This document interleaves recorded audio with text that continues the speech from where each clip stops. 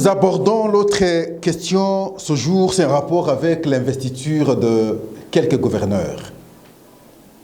Nous devons vous rappeler ici que quand le vice-premier ministre, ministre de l'Intérieur, Sécurité, Décentralisation, Affaires coutumières, Daniel Asselo Kito Akoy, près de fonction, il a trouvé plusieurs provinces en dysfonctionnement. Dysfonctionnement parce que les relations, sinon le rapport entre les assemblées provinciales et les gouverneurs posait problème pour un bon fonctionnement. Vous allez constater l'assemblée provinciale pas d'accord avec tel gouverneur. Et au total, les problèmes au moins étaient dans les 17 provinces. Mais c'était grave. On se posait des questions, est-ce que c'est l'apprentissage maintenant de découpage territorial tel que nous avions connu dans la précipitation? Est-ce que finalement la réponse était que les relations entre les gouverneurs et les assemblées provinciales posaient problème? Pourquoi? Souvent les gouverneurs sont élus sur fond de certaines promesses auprès des députés provinciaux. Une fois élu, je ferai ceci. Une fois élu, je ferai cela. Mais une fois élu, ne sait pas respecter maintenant ses promesses. Le député pose ses problèmes. Les députés sollicitent l'engagement de ses frères. Les députés sollicitent ceci. Et le gouverneur ne sait pas le faire. Du coup, c'est les conflits qui naissent. Mais il fallait les départager. Ce n'était pas facile. Et souvent, c'est des motions de censure, les motions de défiance contre le gouverneur, contre le gouvernement provincial. Et c'est des choses qu'on a connues. Dysfonctionnement sur dysfonctionnement. Après étude, 14 provinces sont allées aux élections. Malgré les élections organisées, les contestations ont commencé. Malgré certains gouverneurs déjà investis, les problèmes ont commencé avec leurs assemblées provinciales. Le cas de Tanganyika. Et pourtant, des choses essentielles à réfléchir pour leur province, au nom de la nation, sont là. Mais les gens se battent pour leurs intérêts personnels, leurs intérêts privés. Ça, c'est le comportement de l'homme congolais. Prochainement, on va revenir uniquement sur l'analyse du comportement de l'homme politique congolais. Et voilà, c'est à son niveau. Des accusations. On est allé au Conseil d'État. On est allé à la Cour constitutionnelle. On est allé au Conseil d'État. On est allé à la Cour constitutionnelle. Depuis mars, depuis qu'on a organisé les élections, des problèmes à problème. Le chef de l'État va prendre les premières ordonnances. Il avait investi quelques gouverneurs. Je m'en souviens à son temps, celui de Sankourou, celui du Congo central, et d'autres gouverneurs ont été investis et notifiés par le vice-premier ministre et ministre de l'Intérieur. Le même message. Allez-y travailler pour l'intérêt de la population.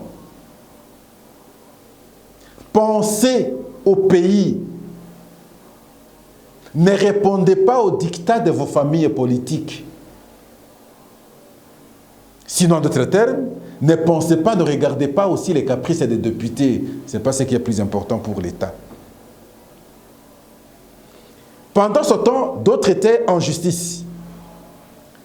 Et voilà, le chef de l'État venait encore prendre d'autres ordonnances. 4 gouverneurs investis.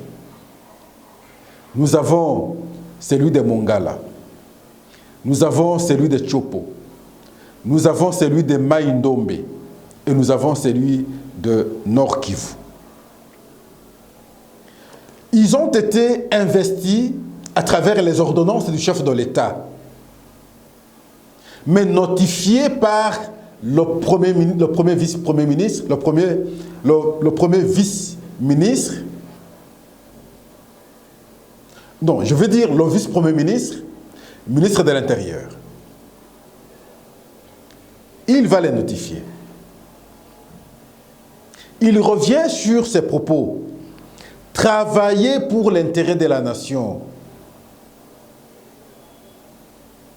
D'abord, la nation.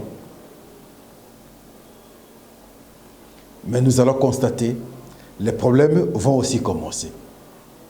Dans nos provinces, c'est tout un problème. Il est vrai que quand vous êtes en ville, la culture, le comportement des citoyens, ça passe. Mais quand vous êtes en province, les députés provinciaux, la manière dont ils se comportent, les ministres provinciaux, ajoutés à cela le comportement de la population, c'est tout un cas à gérer. Et en face, c'est les défis, les routes, les écoles, ceci ou cela. Et le gouverneur est appelé à réaliser cela. Les conflits communautaires, parce que quand vous êtes député, l'autre est député, l'autre est gouverneur, l'autre est ministre, vous ne vous mettez pas ensemble. En conséquence, c'est ceux qui vous soutiennent qui créent des problèmes, qui vont s'opposer. Ils vont s'opposer et vous êtes de l'autre côté. C'est le cas de Mai Ndombe aujourd'hui. Le cas de Mai Ndombe. Mai Ndombe n'est pas dans son premier cas. Yumbi, la fois passée, nous avions connu des massacres. Entre les Batende et notre communauté, là, je ne sais pas à ce stade, le dossier est à quel niveau, au niveau de la justice. C'était pratiquement des massacres. Mais à Kwamutu, toujours à Mai Ndombe, deux communautés s'affrontent. Les Yaka et les Teke. Conflit de terres. Quand vous analysez le dossier, c'est toujours les politiques qui sont là. On va incendier les maisons, on va tuer les gens, et les politiques font leurs calculs pour avoir le pouvoir. On oppose maintenant les communautés. J'ai aimé le point de vue du président de l'Assemblée provinciale de Kwangu, après échange avec le vice-premier ministre et ministre de l'Intérieur. À l'occasion, avec un ton déterminant, le vice-premier ministre a promis d'envoyer des éléments pour aller voir comment sécuriser la partie de l'Est. Et interpeller ici les acteurs politiques. Toujours ces acteurs politiques, à la base de déstabilisation de nos provinces. Non seulement qu'ils ont un conflit entre eux, pour ne pas permettre que les gouverneurs travaillent normalement, de l'autre côté, malgré ces affaires. À partir de ces conflits, d'autres difficultés naissent dans la communauté, ici en termes d'affrontement. Et les gens meurent, les gens perdent le peu qu'ils ont à cause de vos calculs politiques. Ce qui est arrivé à Kwamutu, c'est inacceptable. Et pourtant, c'est des gens qui vivent depuis très longtemps ensemble. Les Yaka et les Teke.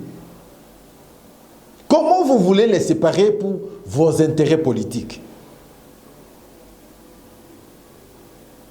Vous voulez les séparer pour vos intérêts politiques. Pour quelles raisons? Vous avez la mission maintenant. Madame la gouverneure, il est vrai que vous êtes aussi trop contesté. La population, je vis les jeunes la fois passée faire des marches contre vous et pendant que vous n'étiez pas encore investi. La raison, je n'ai pas compris. Pour les uns, bon, vous êtes proche de l'ancien gouverneur, qui est aujourd'hui notre gouverneur ici à Kinshasa, parce que quand le cas de massacre de Yumbila, bon, les gens s'opposent déjà à vous, ne vous acceptent pas à ce stade. Et vous avez la mission aujourd'hui de mettre tout le monde d'accord, de fédérer tout le monde, de travailler pour la province, unir tout le monde pour la cause essentielle de la nation. Nous devons éviter ces conflits ici de Kwamutu, les Teke et les Yaka. Jamais entendu dans le passé. Ça naît aujourd'hui simplement parce que les politiques, à travers leurs calculs, opposent maintenant nos citoyens, opposent maintenant nos communautés.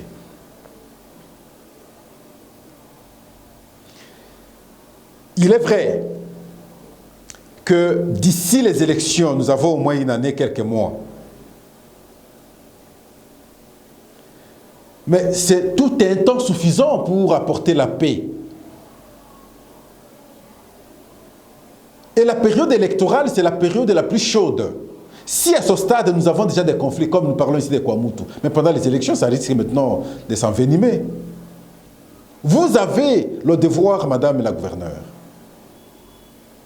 Le pays a tellement beaucoup de problèmes qu'on ne peut pas encore en avoir d'autres en termes de conflits communautaires ici, à Kwamoutou, proche de la capitale, à cause simplement des appétits politiques de certains acteurs politiques. Nous avons besoin de la paix. C'est de la paix que nous aurons le développement. Nous voulons qu'on réfléchisse plutôt sur le développement. Nous avons le projet des 145 territoires. Nous devons mettre en place ce projet pour que l'arrière-pays connaisse ne fût-ce qu'un petit développement. Parce que quand vous allez à l'intérieur de nos pays, vous regardez comment c'est que nous appelions en son temps zones, des habitations des officiels, l'administrateur adjoint, le docteur, ainsi de suite, là où ils habitaient, quand vous y allez aujourd'hui, je ne sais pas faire l'exception d'un territoire, mais c'est déplorable. Je parie que le chef de l'État est parti de ce constat. Et c'est là où je dis, il a bien lu la situation. Maintenant, il faut qu'on ait des gens qui vont bien l'appuyer. Mais le premier appui en province, c'est le gouverneur. C'est vous qui devrez d'ailleurs faire aussi des projets en termes de réhabilitation de ces entités, de ces maisons, de ces coins, de ces quartiers. Mais quand vous êtes là, c'est l'oligarchie. C'est mon tour, j'en profite. Nous pensons que vous allez apporter notre touche, vous n'allez pas faire comme tout le monde. Et ce sera bon si vous imprimez une différence, parce que Maïndombe, depuis qu'on l'a créé comme province, on n'a que de mauvaises nouvelles. On n'a que de mauvaises nouvelles. Je suis arrivé dernièrement à... Il y a une mission là, le nom va venir, une mission protestante. Des conflits inutiles, les gens étaient prêts à s'affronter. Heureusement que je suis arrivé. Parce que simplement, il y a un soi-disant représentant qui serait prisonnier quelque part aux États-Unis. Et pendant qu'il est prisonnier, on ne peut pas le remplacer ici. Ah. Donc, la communauté était obligée ou devrait être obligée de l'attendre jusqu'à ce qu'il sera libéré. On nous parlait d'une condamnation de 2 ans.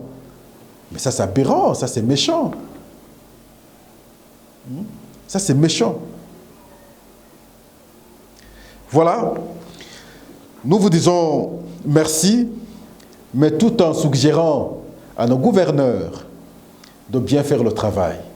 Monsieur le gouverneur du Nord Ubangi, la descendance Mobutu est au pouvoir aujourd'hui.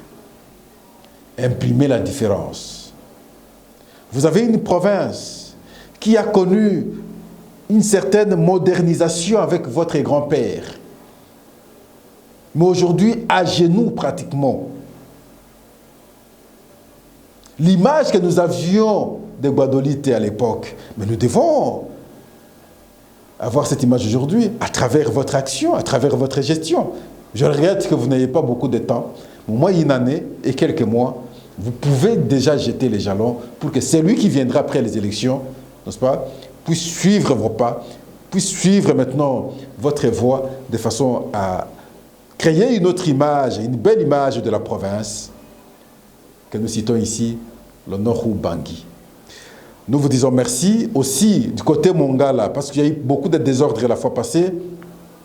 Pas celui-ci, il faut celui-là, pas celui-ci, il faut celui-là. Maintenant que la justice a tranché, maintenant que les ordonnances ont confirmé, espérons finalement qu'il y aura la paix et les gens vont s'accepter et la province sera bien gérée pour l'intérêt de tout le monde.